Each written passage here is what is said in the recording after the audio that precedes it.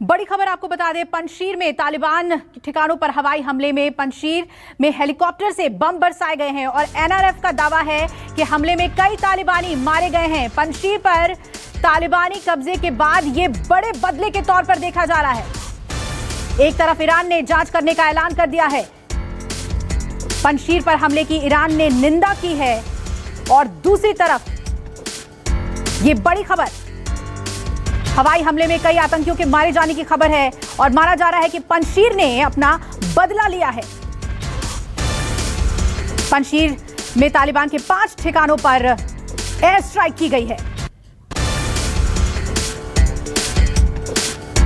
बड़ी खबर आपको बता दूं, पंजशीर में तालिबान ठिकानों पर हवाई हमला किया गया है। पंजशीर में हेलीकॉप्टर से बम बरसाए गए हैं। एक तरफ जहां तालिबान ये दावा कर रहा था कि पंजशीर अब पूरी तरीके से उसके कंट्रोल में है, गवर्नर हाउस पे उसने अपना झंडा फहरा दिया, लेकिन उसके बाद अब लग रहा है कि पंजशीर बदले की कार्रवाई के साथ वापस अपने कंट्रोल को लेने के लिए पंजशीर में अब कार्रवाई कर रहा है और हेलीकॉप्टर से तालिबानियों के ऊपर बम बरसाए गए हैं। यानी कि अब एयर स्ट्राइक एनआरएफ की तरफ से की जा रही है तालिबानियों के ऊपर।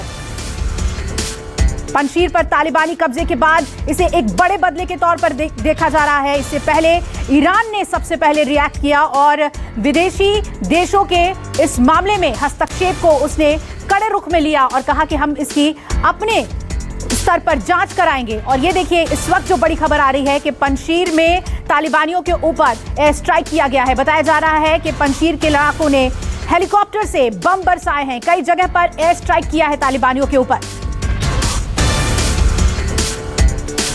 तो क्या इसे एनआरएफ का कमबैक माने? पंजशीर के लड़ाकों ने एक कमबैक किया है और ये वो लड़ाके हैं जिन्होंने कभी भी पंजशीर पर किसी भी देश का, किसी भी ताकत का कब्जा नहीं होने दिया है। पंजशीर के लड़ाके एक बार फिर से कमबैक करते हुए नजर आ रहे हैं। हेलीकॉप्टर से बम बरसाए गए हैं, एनआरएफ ने तालिबानियों के ऊपर कार्रवाई की है। मेरे सहयोगी संजीव त्रिवेदी जुड़ रहे हैं ज्यादा अपडेट के साथ। संजीव, क्या बड़ी जानकारी आ रही है? ये क्या पंजशीर का कमबैक है?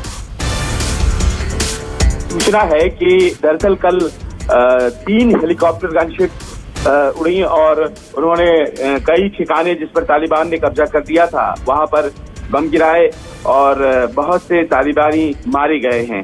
ये जानकारी है, लेकिन इस जानकारी का सत्यापन अभी तक पूरी तरह से नहीं हो पाया है। फारसी में एक ऑडियो मैसेज है जो कि एनआरएफ की तरफ से आया है और इस बारे में जो अदर वेरिफिकेशंस हैं वो बाकी हैं। लेकिन ये सच है कि कल फिर से एक बार कोशिश की गई थी एनआरएफ के फाइटर्स के द्वारा कि वो वापस बजरक कैपिटल पर आए। 3-4 घंटे के लिए वो घुसे भी थे और उसके बाद वो पीछे हट गए थे। मतलब ये हुआ कि बजरक जो कि राजधानी है पंजशीर, वहां पर तालिबान ने पहुंच करके झंडा तो फहरा दिया है, लेकिन वहां पर कायम रहना बहुत मुश्किल है क्योंकि आसपास की पहाड़ियों में पंजशीर के लड़ाके हैं और वहां वो लगातार बने हुए हैं, दबाव बना हुआ है। और इसी बीच ये 3 हेलीकॉप्टर आए थे जिन्होंने बम बरसाए हैं।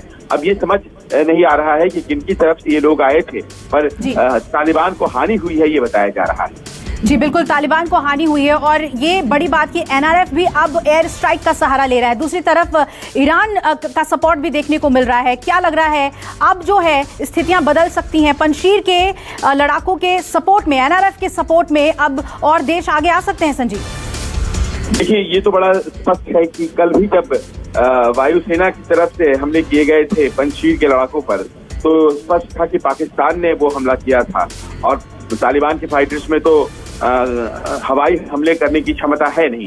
अब आज की तारीख में हमें ये दिखाई पड़ रहा है कि ऐसा लगता है पंजशीर की तरफ से भी कुछ लोग तैयार हुए हैं और उन्होंने भी काउंटर अटैक करना शुरू कर दिया है क्योंकि पंजशीर के लड़ाकों के पास भी एयर सपोर्ट नहीं है। तो इसका मतलब किसी देश ने उनकी मदद की है। क्या वो देश ताजिकिस्तान की तरफ से हैं?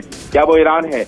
ये तमाम ऐसे सवाल हैं जो अभी तक इनका उत्तर नहीं मिला है, लेकिन ऐसा लगता है कि कोई न कोई सामने आया है जो पंजशीर की मदद कर रहा है। जी बिल्कुल, कोई ना कोई देश उन्हें मिलिट्री सपोर्ट दे रहा है, ये सीधे तौर पे दिख रहा है क्योंकि एयर स्ट्राइक अब पंजशीर के लड़ाकों ने किया है। संजीव, ये भी समझना चाहेंगे, कई ऐसी फुटेजेस आई हैं, तस्वीरें सामने आई हैं जिसमें अब वहां पर सपोर्ट दिख रहा है पंजशीर के लिए, एनआरएफ के लिए, और दूसरी तरफ लड़ रहे हैं पंजशीर के लड़ाके, अपना बेस्ट वहां पर दे रहे हैं। क्या लग रहा है आपको, वहां पर तालिबान के लिए स्थितियां इतनी आसान नहीं होगी सरकार गठन को लेकर? देखिए, तालिबान को एक नोशनल विक्ट्री चाहिए थी और वो नोशनल विक्ट्री उन्होंने प्राप्त कर दिया। तालिबान ने गवर्नर हाउस जो पंजशीर का है वहां झंडा फहरा दिया और दुनिया को साबित कर दिया कि देखिए, पंजशीर जो कि आज तक हराया नहीं जा सका था उसको उन्होंने हरा दिया है। लेकिन आप भी जानती हैं वहाँ की जो ज्योग्राफी है, भूगोल वहाँ का बड़ा मुश्किल है और बहुत दिन तक कायम रहना वहाँ पर बहुत ही आसान नहीं है। पंजशीर के इलाके पूरे इलाके को अच्छी तरह से जानते हैं और जाहिर है जैसे ही तालिबान के फोर्सेस कम होंगे पंजशीर वाले फिर से घुस जाएंगे। तो ऐसे में यकीन मानकर चलिए कि कुछ दिनों की बात है, पंजशीर के इलाके और खासतौर पर अमरुल्लाह सालेह और अहमद मसूद दोनों अभी तक घूम घूम करके अपने लड़ाकों का उत्साहवर्धन कर रहे हैं, मदद प्राप्त करने की कोशिश कर रहे हैं। तो ऐसा मानकर चला जा सकता है कि आने वाले दिनों में तालिबान के लिए पंजशीर पर बने रहना आसान नहीं होगा। जी। नमस्कार, मैं हूं मानक गुप्ता।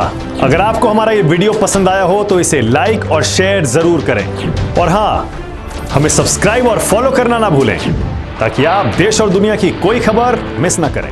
तो जुड़े रहिए हमारे साथ और देखते रहिए News 24।